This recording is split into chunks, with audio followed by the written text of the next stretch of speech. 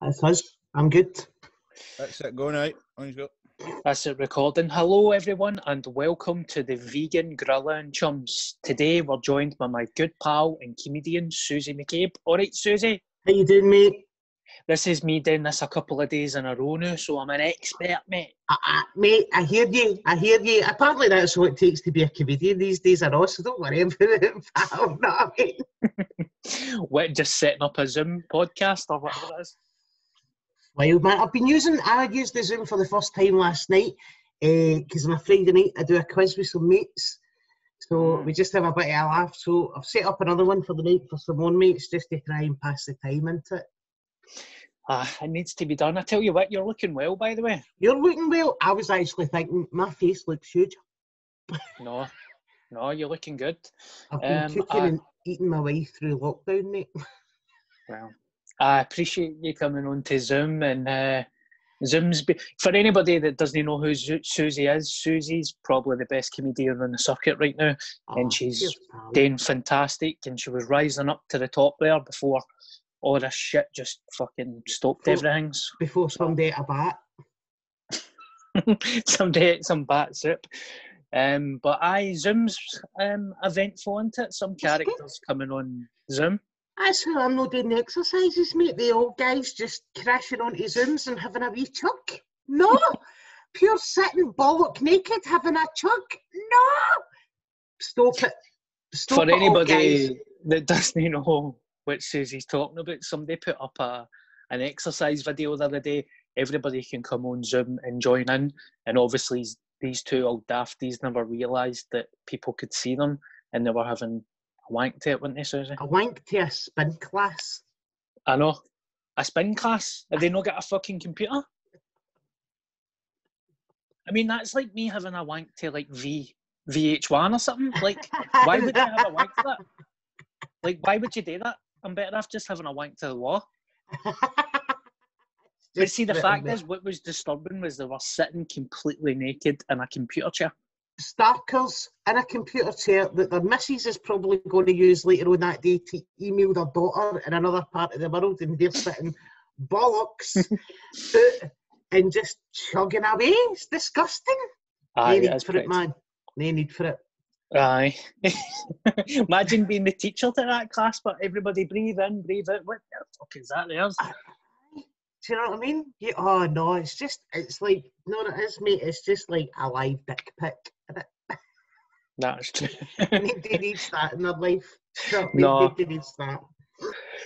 So, how have you been since the lockdown started? I've been keeping my eye on your social media. I see that you've been productive. You've been helping your neighbours, walking the dogs. I try to do a bit. So, I've been in lockdown with my girlfriend Nick, and we have we decorated the bedroom, and then we decorated the living room. Now, I say I painted a radiator.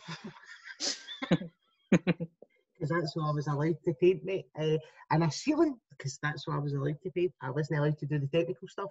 So we're doing that. And my mum and dad are both they say that they've not had the shielding letters, right? But I'm going to tell you my mum and dad's health symptoms, right? So my mum and dad are both type 2 diabetic. My mum's had pancreatic cancer and she has no spleen, right? And she's only got like 40% of her stomach and stuff like that. And my dad, just before lockdown, got out and he's just had a lower left leg amputation. Now, about 7 years ago, my old man had a quadruple heart bypass, and they are both telling me, no, we've not got the shielding letter. I'm like, you have got that shielding letter and you have ripped it up and put it in the bin and you're not telling me, right? So we're trying to keep an eye on them.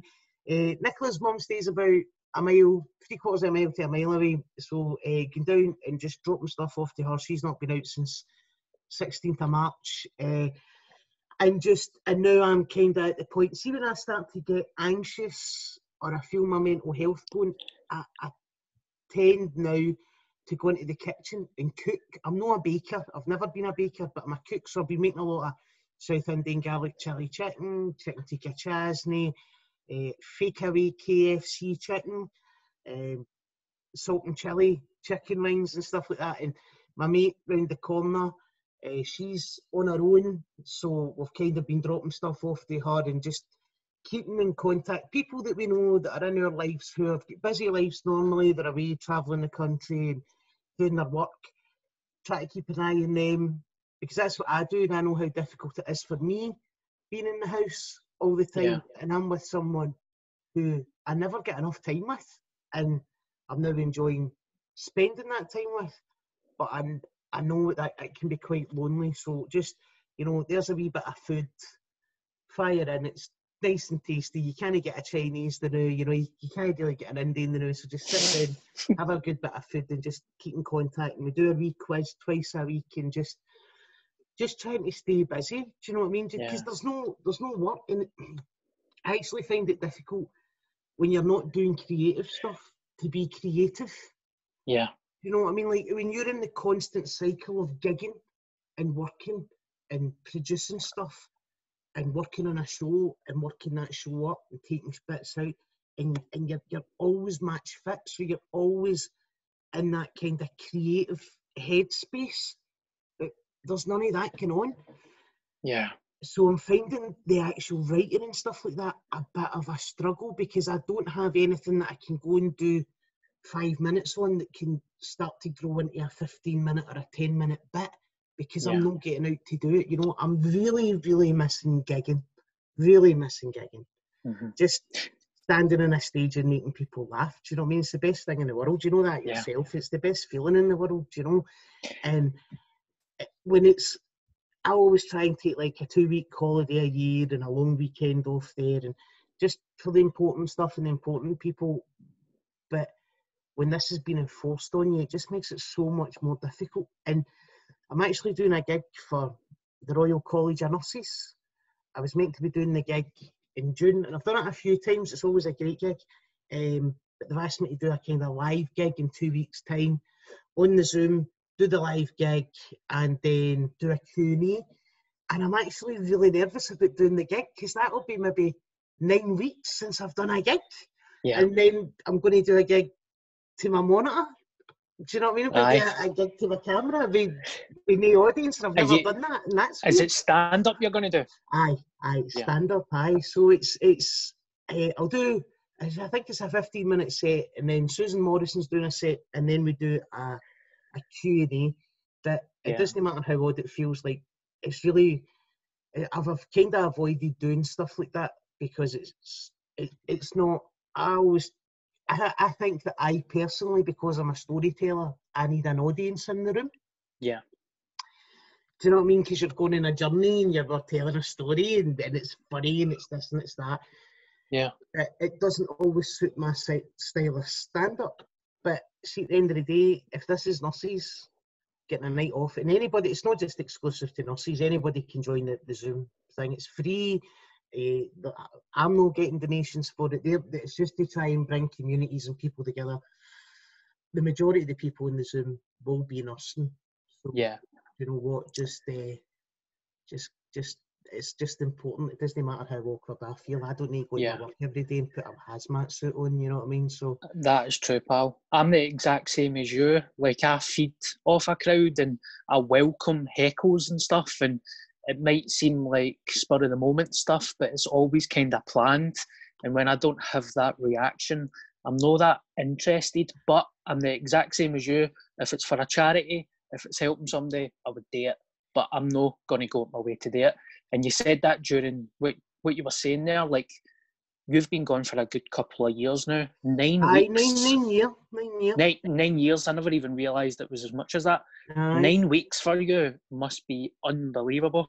Just, I can't think of ever going this long without a gig.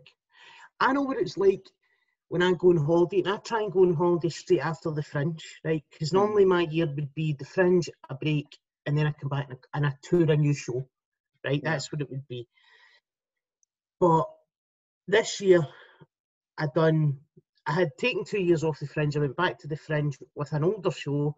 I done Domestic Disaster. I went on holiday. I had to then write a new show while I was on holiday, albeit I knew what that show was going to be. But I went on holiday for a fortnight. Now, bear in mind, I've just done 3.5 weeks in Edinburgh. I've not seen anybody. Then I go on holiday and I pitch up with a pad and a pen. I'm like that to the girlfriend. See, every morning after breakfast, I'll just sit for 4 hours and batter out a show. And that's then a sacrifice for her, because that's her holiday too. Do you know what I mean? I don't think she was that bothered that I just sat away for her for 4 hours every day, right? And she's like, yes, I'm going to get myself an ice cream, see you later. But it was, you know, and then, because I knew that I was putting all the work in for that tour pre-Christmas, then it was Christmas, then for me, it was going to be a ramp up to the King's Theatre, and I get 2 weeks for the King's and the show gets pulled because of coronavirus, you know, and that's really tough. And now you're going, it really depends when we slot back in to when I tour next year, if I tour next year, do you know what I mean? So everything, it's not even as if I can say I've got a definitive date. I know by August I'll be back on a stage. I don't. Yeah, I'm the same. And see, with your King's show, like, obviously everybody's show get cancelled, but there was an emotional attachment with you with the King's show, because like everybody that's been with you, like, because obviously you're my mate, so I've seen your journey from day one. And to see you start off, build yourself up, and see you go towards the King's was almost like Celtic getting to the Champions League final or something. Oh, mate, that's so nice. Everybody's buzzing. Everybody, like, I was choking to go, excited, and it just get cancelled. It was so surreal. Like, because you were only like 100 away for a sellout or something. Aye, there's about 100, 150 tickets left. That's it. Do you know what I mean? So it's been rescheduled, right? And it's been rescheduled for the 27th of September. So that's the Glasgow September weekend. And we all know that September, a Sunday night and a bank holiday weekend in Glasgow means that we get 2 Saturdays. It's just, because actually, in theory, more people tend to go out on the Sunday than they do on the Saturday that weekend, because they go, I will just sit in on Saturday and we'll go out Sunday, because we never get to go out on a Sunday. you know what I mean? It's like 2 Saturdays. So, I'm still looking forward to it. I just want to be back on stage and doing my best stuff before that, and get there as fit as what I can possibly get that match fitness and sharpness back, because your material's your material, and your material, if it's good material, it's always good material, it's always funny material, but it's the sharpness in it, you know. It's like Lionel Messi can boot the game for 3 months, but he still needs games to come back to match sharpness. Doesn't mean to say he's not a good player anymore. He's still an amazing player, but you just need to keep ticking over that level of fitness, you know. But I tell you, I did have a conversation with somebody at the start of this, somebody that you and I both know, Eddie Cassidy. He's a great guy. Great guy, right? Great guy. And Eddie actually said to me right at the start of this, when everyone was getting locked down and gigs were getting shut and all that, and he went, I think this might be the end of the stand-up road for me. And I was like, what are you talking about? Because Eddie's been doing it maybe 11, 12 years, right? He's been on a few years longer than me, but obviously he's got a full-time job and stuff like that. And he went, aye, because see, when all this goes back, it shouldn't really be me that gets the gig. Shouldn't it be people like me? Like, I've got a job. This is your job, you know? And I don't need money from stand-up. I just love stand-up. I just do it out of the love, and obviously he still gets paid for gigs. Eddie's married with 2 kids. He works, his wife works. But I'm under no illusions that money maybe went towards getting an extra weekend away, or getting a holiday, or the Wayne's birthday's coming up, or it's Christmas time. Do you know what I mean? Just like, I'm sure it wasn't paying the mortgage, right? But any extra income into anybody's house is always a bonus. And if you've got 2 young kids, of course it's a bonus.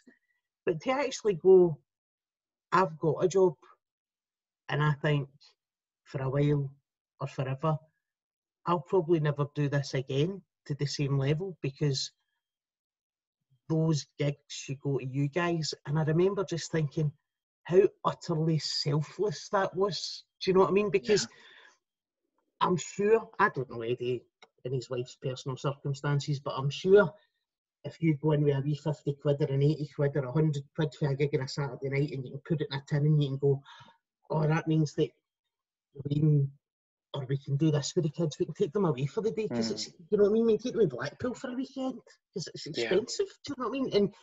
And I just remember thinking, God, in the midst of all this absolute shambles, there's just a good person going, yep, make sure that you get work out of this. And I just remember, I remember, like, I've always loved Eddie, but I actually get a wee bit teary. I was like, yeah. Do you know what I mean? Just a good guy. A selfless person in a selfish industry. Aye, totally. You know what I mean? And Eddie doesn't need to do that, because he's a good comic and he's a very bookable comic. Yeah. But just that whole, no, it's not right for me if we come out of this to go and take gigs. I just thought that's a really decent thing to do. And yeah. I see, regardless of what happens and all that, I'll always really, really respect him for that. I just thought, no, that's sound, mate. Do you know what I mean? That's a good thing. Yeah. Humble as well, because he is a good stand-up comedian. Very good, very good. An absolute great joke writer. Yeah. A great joke writer. Even on social media, his observations and all that, just brilliant, just very clever and very funny. Aye, Eddie's got Twitter, so give him a follow. It's just Eddie Cassidy. You'll be able to find him. Aye, he's a good. If you like Darren, and if you hopefully like me, you'll love Eddie. He's a good guy. Aye. So 9 weeks away for the stand-up. You've got the Dougs. The Dougs must be like, what the fuck are you doing in the house so much? Aye, the Dougs are now coming in looking for me, going, Hull, is there any salt and chilli chicken? How come you're not in that kitchen, fatty? Aye, it is. My ex still has our two dogs because they live with her, so I've not actually been able to see them. Either I've not been able to take them out, but Nicola being a dog walker, so this was another thing. Both of us are self-employed, so our income just stopped overnight because she couldn't walk dogs. She does have one dog just now because that family were self-isolating at the beginning, and the dog then couldn't get taken out, so they've just kind of left the dog with us. So that's quite good, because it's odd us not having a dog in the house. Do you know what I mean? It's quite odd. So it's nice to have her about. But aye, it's been difficult, mate. Do you know what I mean? Between just the overall worry for your family, not seeing your mates, and the financial implications of this, because, and this is what kind of annoyed me a wee bit, that for 10 years the Tories have been saying to us, be self-employed and be brave and do it. Then you do it, and then something like this happens, and they're like, listen, that's great that you're self-employed, but we can't do anything to the middle of June. Yeah. Like, well, this happened in the middle of March, mate. Like, what happens between... And I know that there's much more other important things, like ventilators that they still need to get, and aprons and masks and all that shambles that they've made an absolute mess of. I mean, I'm talking about this, I'm talking about the UK government. Yeah. But you're like... It's just a constant struggle. It really is. Nobody would have ever expected this to happen, but do you know what? See, if you vote Tory, you get Tory, and that's what's happening. It's people going, I can't believe Boris Johnson's in hiding, really? This is a man that can't tell us how many children he's got. Aye. You know what I mean? Do you know, I don't understand people who stick up for him. Like, obviously, I don't wish any harm on people, but see, they're like, oh, it's just a guy doing a job. And no, he's not doing his job. That's the problem. He's not doing his job. He's not. We were actually sitting the other day. Now, I am an SNP voter and have been since. So I voted for independence, then every subsequent general election and Scottish election after that, which there actually has been quite a lot of elections in this country in that time. I've voted SNP. I think the last time I voted Labour might have been 2010, just before Cameron got in. And we were sitting the other day, and Nicola Sturgeon was talking about the food scheme for kids. Yeah. And it was we've released money to local authorities, because obviously it doesn't come straight from the government, it goes to local authorities. So in Glasgow, I think what they were doing, now I don't have kids, so I might have picked this up wrong, right? So if I have done, don't come and hunt for me on Twitter and make life even more miserable, because I just can't be dealing with you. But some councils were putting money into certain into people's bank accounts who needed it, right? Some councils chose to do that. Maybe more rural communities chose to do that. I think Glasgow City Council have done a voucher scheme for grandkids. So if you're on a certain level of benefit, maybe, I don't know, but you get £20 per kid and you get farm foods vouchers. And the reason I've got farm foods vouchers is because you can't buy fags and booze, right? And obviously farm foods are in slightly more deprived areas and they're cheaper shops, so you get more for your money. So hopefully, and I'm sure I hope that it would be 100%, but I'm sure there will be some that slide through the net, that those kids that suffer food poverty aren't suffering food poverty. You know, they're not, because the government's provided money for local authorities to make sure that you can still put food on the table if you're furloughed or not working or whatever. Yeah. And you go, that's how much more, like, that's the world that I am more than happy to live in, right? I'm more than happy to live in that world. And then I look down south and I'm reading things like the EU are saying to Matt Hancock and the Tory government, we invited you into that scheme and you've not replied. So it was the bulk buy-in for equipment. Oh, we never get the email. You must have got the email. There's no way that you've just not got an email, but it just doesn't suit their agenda. And you're like, is this still a thing? Do you know what I mean? Is this Brexit? Like, is Brexit still a thing? Like, can you actually say hand on heart after all this is done that Brexit's going to go through? Because I don't see how. I don't see how you're going to do it, you know. And he's hiding. He's sat in checkers on the phone to the Queen and Trump. For a guy that was right into his social media, he's not done a video for us to let us see he's still alive. Yeah. It's an absolute shambles. And then you've got, like, they're putting out Priti Patel, who I can't even speak about. She makes Thatcher look like a Marxist. Then you've got, I think it was Grant Shapps yesterday they put out, the Transport Secretary. And I'm like, every day I go into that Scottish briefing, and every day it is Nicola Sturgeon, a medical officer, and another, maybe an NHS head of something, or the Cabinet Secretary for Health, or the senior most economist in Scotland. It's another, it's a person from a particular field that she can then direct a question to, pull them in and answer questions and move forward. And then I turn on the BBC one and there's Dominic Raab looking like Alan Bastard. Do you know what I mean? You're like that. Oh, it's so frustrating, isn't it? See, before all this kind of crashed, they were kind of trying to vote out free school meals for kids. And I just find that really hurtful. Because, see, when I was a kid, I had a dinner ticket. And I believe that, see, even if a kid can afford their school dinner, just give them a free dinner anyway. Fuck it. Because they're a kid.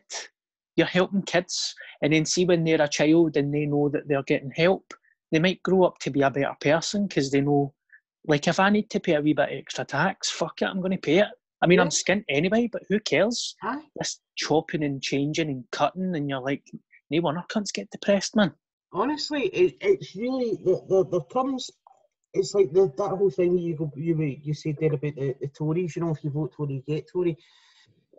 There comes a social responsibility with a vote.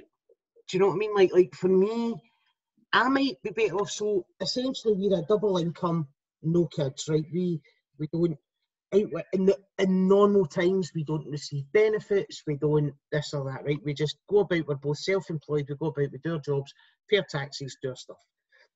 Probably, on paper, I would probably be better off under a Tory government, right? It would probably suit me better. But here's what it comes down to. My neighbours won't be better off. Right, I stay in East End of Glasgow, stay in Denison, my neighbours won't be better off. The kids in my family won't be better off. There's family members and friends who won't be better off. my city won't be better off, and my country won't be better off over the peace. So see, as much it might suit my pocket and my agenda to vote for that, I can't do it because I don't want to live in that world where I'm all right but other people aren't.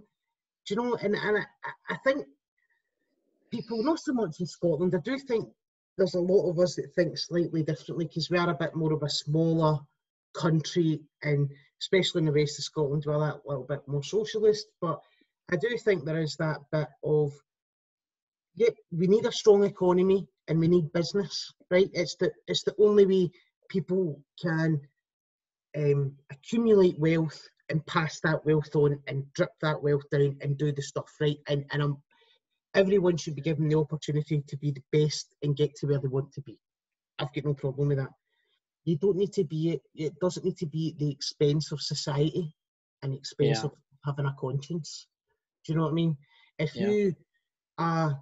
you're not happy with how much tax you're paying, earn less money. You know what I mean? Just earn less money. If you don't want to pay that tax, earn less money. In Scandinavian countries, you'll find that they pay quite a high rate of tax, but it's the only tax they pay. They don't have other taxes and everything else. We see it as a real achievement if they are paying the top end of tax, because that's them now in a position to put back into the country that supported them. Yeah. And maybe that's how we need to think. But again, to compare those two societies, we have a monarchy and an establishment and a class system. You go to Scandinavia, there's poor, there's not homelessness.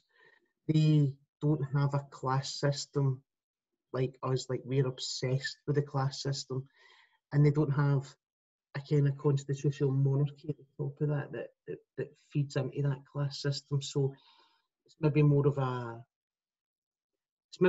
socialist, democratic outlook for a fairer society than what we can ever possibly have, because we've always had kind of masters and servants. Yeah. And that's what the problem is. The bold Harry, he jumped off before it. He got off. What am I trying to say? I think I'm having a stroke. He got off the bus before it crashed. You know, it's bad when the grandmains leave. You know what I mean? You know, it's bad when the grandmains leave.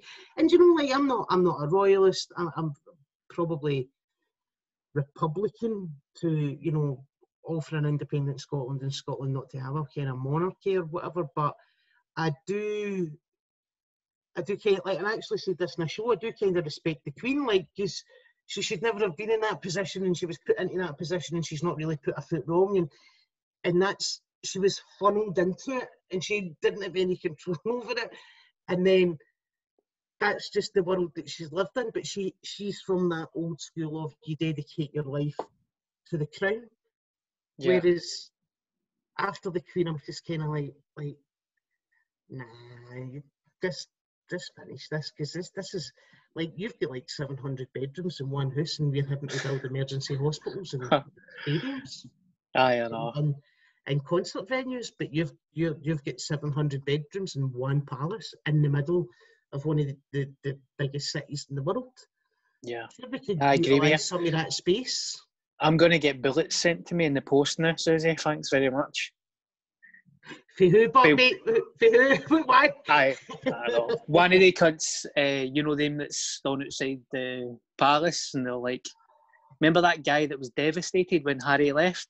Mate, that was still one of my highlights of 2020, when he just kept going, they will lose their HRH. He doesn't care. He knows that Charles isn't his dad. Calm down. Do you know what I mean? You hate him. And do you know what amazes me, though? The amount of people who still blame Meghan Markle. Like, I think Prince Harry's about 33, 34, right? Prince Harry is a man, and he has made his own decision. If he didn't want to leave the royal family, he wouldn't have left it. She has not hypnotised him. And do you know, they actually said the same about Wallis Simpson. They said that she caused the abdication. You know, it's almost like, it's like in one hand, men make the decisions and men know what they're doing, and you've got to leave it to a man. But as soon as a woman turns up, it's like, well, she has hypnotised that man and taken him away. And you're like, that man is more than capable of making his own decisions in life. Yeah. Let's bear in mind, paparazzi and press, you killed his mother. Well, Susie, I just wanted to get you on and talk about Eckies and all that, and you're saying the royal family fucking killed Diana, but there you go, you know what I mean? Lockdown chat. Mate, I was in London the other week and I seen a burnt out Fiat in that Buckingham Palace when I was walking past it, mate. I'm just saying, burnt out, own bricks and everything. Telling you, old Phil. Aye. I mean, see the way that the press and everyone else reacted to Meghan. It was racist. It's racism. It's sexism, and Piers Morgan's classism. Piers Morgan's creepy obsession with her is vile to the point. He actually blocked me on Twitter. I was like, "You're a cunt. You're a horrible cunt. How can nobody see this as racism and for what it is?"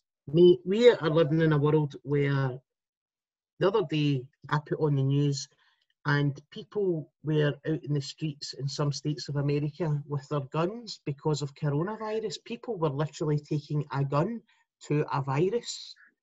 Right? The president of America has blamed the Chinese for the virus. Like, just basically said, yeah, it's China. Yep. It's the what was it called? The Kung Fu flu. They're like, brilliant. And then we've got a prime minister who, over the best part of 20 years, is described people of ethnic minorities as Pekingese with watermelon smiles, and men as but tank top wearing batty boys, and you know what a woman needs is women have an urge to have a child. They need to have a child, and if you're poor and you have children, chances are you don't know how to bring that child up correctly because you're poor. Like this, when these people haven't been dug up for what they've said, and then they get put into these positions of power, that this is the problem. But I tell you who I've not seen during this whole coronavirus crisis, Nigel Farage. Where is he? Aye, maybe he's got it. Fingers crossed, mate. Like, I wouldn't wish death on anybody, but he is not human. Not human, man. He's disappeared, isn't he? Maybe he's fucked. I don't know what he's doing, just bumming crosses in his back garden or something, walking about with pillowcases in his seats. He's one of the fucking idiots that thinks that's like a chicken pox party, isn't it? That you need to go and get it and all that push. Like the Prime Minister. Just take it on the chin. My mum's not got a spleen, Boris. She'll not be taking anything on his chin. Oh, Boris has got it. Oh, no, what a disaster. You know, yeah. I know. And then he infected the whole cabinet. Oh, I know. It's a crazy mentality to have, isn't it? It's like, what's the big place up at the top of Scotland? It's a nuclear power plant kind of place. Like Dunray? No, it's the army base. Army base? The big, massive army base in Scotland. Don't know. You can well tell that I'm in the red group in school. I don't even know how to count to 10. But see, when we're talking about independence and they're saying that that's going to get moved, everybody's... Fastlane? Aye, Fastlane, they're like, it's going to get moved. Scotland, that's 20 miles from your house. That's just past Helensburgh. Oh, really? Well, that's the top of Scotland to me. I walk it everywhere. So. True. But, like, having that mentality of, like, oh, what's the staff going to do for jobs? You're like, what are you talking about? It's fucking, they'll get jobs. It's 100% bonkers. It's like this week we've seen the real kind of surge on the economy and how the economy's going to shrink 35% and this and that. And you know, you look at France and you look at Spain and you look at Italy, and they don't seem to have these conversations. These countries are, you know, way more socialist than what we will ever be. They don't seem to have these conversations. They just seem to get on with dealing with the need to deal with, and then they worry about the economy. And Sturgeon came out and said, you know, economies bounce back. You know, we can't bring back the dead, and that's correct. That's it. Economies do bounce back after the 2008 crash. all right, we maybe never felt it in our pockets till later on, but the actual markets were really back up and running within 12 months and back into being healthy again, because that's what happens in a capitalist world. So Yeah.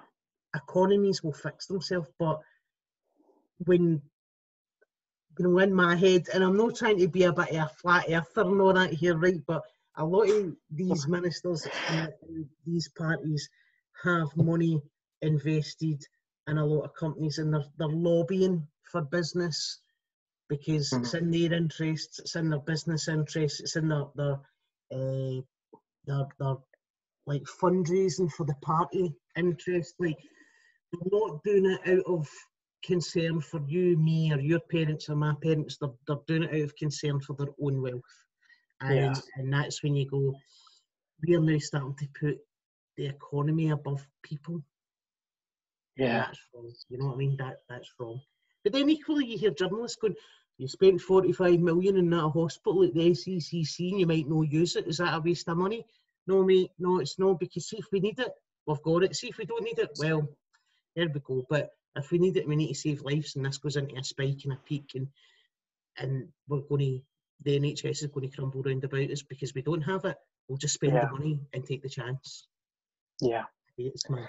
I must admit, that was the first time when I seen that. See, when that hospital was getting set up, that's the first time I get scared, when I seen that getting turned. So, you know, I used to work in construction. Yeah. Another day I seen a video, and it was on social media, and it was all the guys who'd worked on that. So there was a couple of builders, the M&E services, which is what I used to do, and the engineers, and they were walking out, and they had a guard of honour, and it was all the NHS workers applauding them for building the hospital. And I get pure choked, because you're like, they have worked night and night to get that hospital up and running. And the thing with hospitals is, we're not just talking about like a classroom or a hotel where it's a couple, you know, it's 5 or 6 sockets and it's this and that. It's specialist equipment, it's different types of supplies, it's backup supplies. You're just, if you're in a life support machine, you're not just plugged into a normal socket. You know what I mean? That socket's connected to a backup supply and all this. So it's a way more complex system to put together. And I seen them all walking out to that guard of honour with the NHS, and you're seeing grown men, big hairy-arsed boys with tears in their eyes. Do you know what I mean? And I was like, this is where we're at. But see the other side of this, see the positive side of coronavirus, and this is maybe the bit that you're hoping for, is that we change. We become a bit better. We become a bit less selfish. Yeah. A bit less self-obsessed. We become a wee bit more thoughtful and patient, because everybody, as much as we're in a downer and stuff like that, we've actually became a bit more patient. We've become used to waiting, because we just have to. I live next to Ali Park, and all I can hear and see is all the different types of birds and the trees. If there's a woodpecker in that park, a woodpecker in a park in the middle of Glasgow. That's mad. You know what I mean? And I live in between the kind of the M8 and the parade. So normally there's always a hum of traffic. There's that kind of hum of the city type thing that, you know, and it's not there. Yeah. It's not there. Do you know what I mean? So, no, in many ways, it's a horrible situation and it's a terrible situation. And I think when it's done, there'll be investigations into how our government's behaved. And you know what? They will have got stuff wrong, and that's fine. And they will have done stuff right, and that's great, because they are only human, and I get it. But there is stuff where they have lied. Yeah. But the other side of it is, hopefully we just come out a bit stronger and a bit better. And maybe this is what my generation and your generation and the generations after us needed. Maybe we needed this because we've never had to worry about anything. No. You know what I mean? We weren't brought up in the Eastern Bloc or anything like that. You know what I mean? We've had everything that we've ever wanted. So maybe we've all just need to take stock of what we've got and appreciate what we've got and appreciate the smaller things in life. Because going out for a walk in the sunshine and listening to the birds makes me kind of realise how lucky we actually are. Yeah. I definitely, before this happened, I was aware that I was the type of person that it was just information overload, too many emails, too many phone calls. See, if you phoned me on a Monday, I wasn't getting back to you till next Monday. That's how busy I was. Forgetting to always saying to my brother, I'll phone you, aye, let's get a catch up, let's get a catch up. It was never happening. And then this is just like kind of... Me and you, many times did we say to each other, mate, we need to get a coffee, mate, we need to get a coffee, mate. And you just don't. And see now, I'm like, I am now going to make time. I actually said to one of my mates, see when this is done, and you know, Darren, I'm not a big drinker, right? But I said, see when this is done, we're going to the pub on a random Tuesday, and we're going to have lunch, and we're going to have pints, and we're going to sit in the sun, and we're going to have more pints, because we can. Yeah. Because we can. Like, for me, just to go and sit and have a pint of lager with my mate and have a laugh, like, or have a cup of coffee with you and have a laugh. Yeah. It's so much to ask, but how much more are you going to appreciate it? It's going to be unbelievable. I was actually feeling emotional there. I can't wait until it gets back to normal. Aye, and just like even, like, so Nicola's got a wee niece who's 9, she's got a wee brother who's 5, and then she's got another nephew who stays right round the back from them, and he's 5. So sometimes we just take a wee walk down and see them. Like, we'll be on the other side of the road and they'll come into the garden, right, and we'll have a chat just to see them. And I'm like, I cannot wait to just give those kids a big cuddle. You know what I mean? Because the last time they were here, it was before all this. I was lying on the floor with Secret Life of Pets on 2. Secret Life of Pets 2 on. Wee Blake was lying next to me on the floor. He's like, I'm just going to come in for a cuddle, Susie. You know, he's 5. We're lying in cushions, we're watching it. Courtney done Nick's nails, you know. Dara's down, he's climbing over me. Do you know what I mean? And I was like, it's just the small things, and I really miss that. I really miss just having a laugh with the kids and taking them somewhere. Yeah. Would you ever adopt? No. I'm better auntie than a parent, man. That would be... Aye. You'd be keen the Wayne's pipes and all that. See, you paint a bedroom, mate, and you think I could adopt? Aye, I know. I'm so sorry. You're like, you struggled to paint a radiator there. No, I just sit with the main. In fact, saying to the main, now look after Mummy Susie. No, it's not for me. But just that kind of stuff of just spending time with the kids, because spending time with kids is one of the best things you can do. It puts the world into a very simple place. Do you know what I mean? Yeah. And a good place. And I honestly, I can't wait to like just hug my mum and dad. You know, take them out for something to eat and just give them a hug. You know, I just can't wait. You know what I mean? So your dad, is he okay? Is he still in hospital or is he out? No, he came out just before lockdown. He had a lower left leg amputation, so he's all his physio and everything's been stopped just now, obviously. But aye, they're all right. I don't think they really realised it was happening until I was like, I can't come into the house. I need to leave this in like your wee utility room. And you need to wash it all down and put it away. And I think that's kind of, right, okay. Do you know what I mean? But I just phone them all the time. And they phoned me the day and they said, they've got a wee tiny basement in their house. I say see wee, but it's filled with nonsense. I went, do you think during this, if we get a skip, you could clear that? And I was like, I'll just come up and clear it. You know what I mean? I still can't see you, but at least I'm there pottering about. Do you know what I mean? And talks you through a window, you know? So we're just doing what we can. Aye. Older people are mental, aren't they? I don't think my dad realised how mental it was until he couldn't buy a daily record.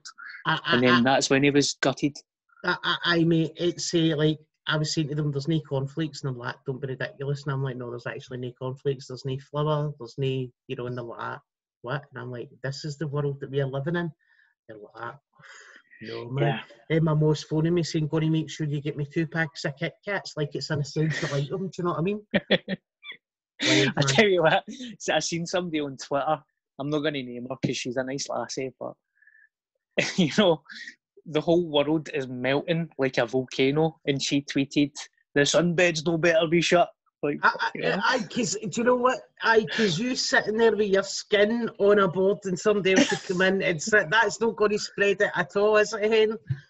I could do all that home haircut and all that for Nick. I mean, I'm cutting about me like Frank McAvenny's roots the news, and I'm like, do you know what I mean? But we just are weird. There's a few home haircuts cutting about that park when I go out for my walk, but we're all the same. So if everybody's getting a home haircut, it's all right. That's what I say. Aye. I'm getting slaughtered for this tash, but I refuse to break. Mate, do it. Just do it. Just do it. Just do it, man. Just keep it going. Keep it going. You keep it going Keep for it another going. 4 months or something. Just see what happens. See how it all ends up. Man, I'm going to have like bits coming out my eyebrows and all that. Just do you know what I mean? But fair wear, you can't do it. Well, when we're all back. Between Sorry that on and you. having to get rolled out the house because I keep making fake away food, man. Do you know what I mean? Fake away, man. I've not had one of them in a while. Wee fake away. That's it, mate. It's a wee fake away. See, you're the vegan, so I don't know. I'll see if there's anything in it and I can send you it. I know, like a toasted cauliflower or something. Is that a dig? Not at all, mate. No, you and your plants get some curried spinach or something. I know. I mean, I'll send you a wee curry or something, mate. Mate, I'm telling you, you should try it. It's good. I know. I will. Know the new, mate, but it's only him getting me through it. Aye, next year. I'll do it next year. Next year, mate, I'll get into the bat diet again, see what happens. I know. You know, when it gets back to normal, we should gig together, though. 100%. We'll get you doing the Comedy Cellar, which is my wee monthly gig that I run in the Maxie's Bar, which used to be the old Rock Gardens. It's like the smallest. A wee wave in the background there. A wee wave in the background, aye. Darren was just asking if I would ever adopt, and I said, I'm not trusted to paint a wall in a bedroom, mate. There's no way we're getting to adopt. You can say you could adopt me. I know I'm 32, but... So the Comedy Cellar is my gig in Maxie's Bar in Queen Street. We run it monthly. It's a wee 60-seater, £5 a ticket. We put on a paid headliner, a paid opener, and then we have a wee kind of middle section. And it's like a wee New York basement. It sells out every month, and it's a great gig. I host it. I never do any material. I just host it, and it's a great gig. It's one of those gigs that are just good for your soul. So, yeah. No, definitely. Well, I was supposed to do the last one actually before the lockdown. That's right. So hopefully we'll get you back in, man. I'd love to come back, mate. Andrew, can I just double check, mate? How long have we done? I think that's about 45. Right, so we've done about 45 minutes. See if somebody's watching this from my social media and they want to check out your website or your Twitter, how can they do it? Aye, so my website is susiemccabe.com. My Twitter is at Susie McCabe Comedian. SUSIE. I'm not a Z. I'm not a Suzanne. I was Susan. I'm Susie. And there's like links for gigs. Well, the only link hangs up the News of Kings, but and there's stuff in my bio and all that. And just give me a wee shout on Twitter. Give me a wee follow, and if you want to DM me or something, let me know if you've DM'd me and I'll follow you back and get a chat and stuff like that. I just have a wee laugh. Brilliant. I can compare the Kings for you, mate, if you want. No bother, mate. But it might be 2024 by the time it starts, pal. I'll put on a buffet. Have you been getting any crackpots getting in touch with you? Here, mate, I want a day stand-up, right? Is it all right if I do 5 minutes at the Kings before you come on? I know you've been working your entire life for this and all that, and you've been sweating blood and tears, but I can go up and do 4.5 minutes and then get you on. I've got a joke about a strangly wank. I know. Aye. Uncle Jokey jokes. Sorry. Uncle Jokey jokes. Hey, sports fans. So, I got a quick question that just popped up there. I know it's football related. I don't really want to... Fuck it, I'll just ask it. It was Brian McManus. Do you know Brian? Yes, aye. We've done a couple of the stand-up to cancer gigs for him. He just asked, what's your favourite ever Celtic game?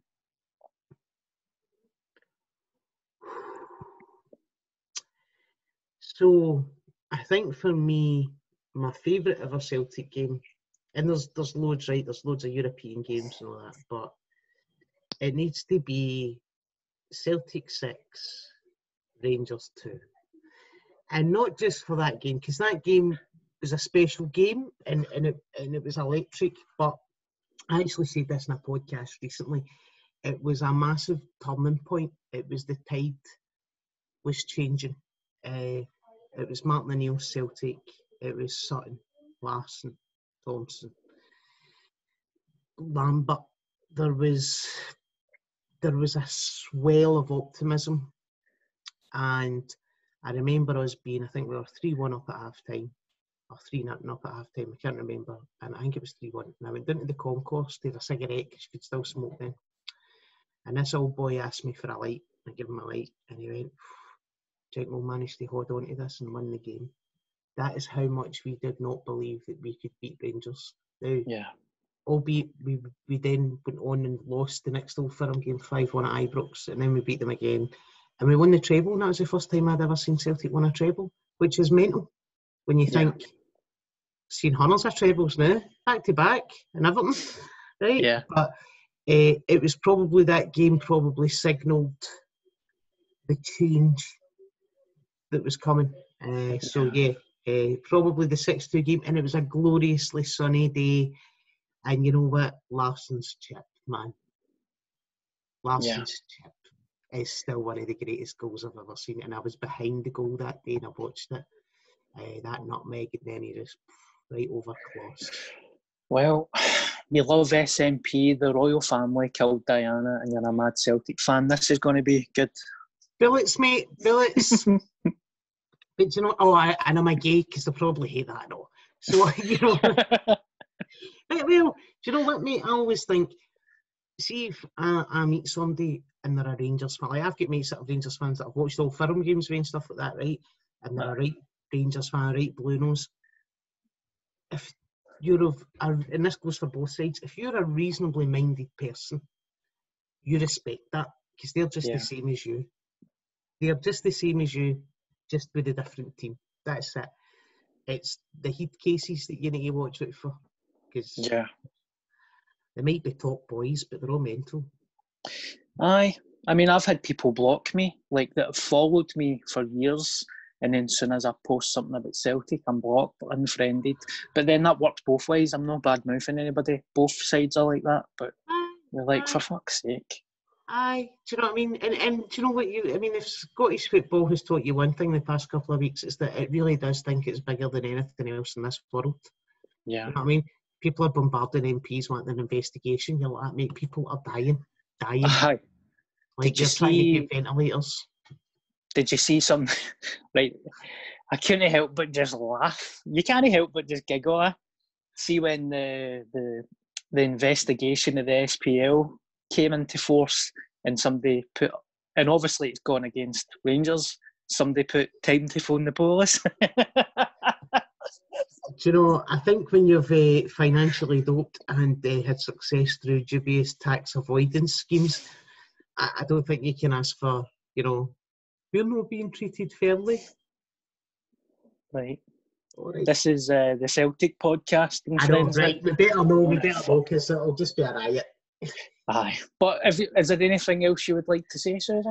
No, listen, just thanks for having me on, mate. And if people like my chat, give us a follow, have a wee chat with me, and we'll have a laugh.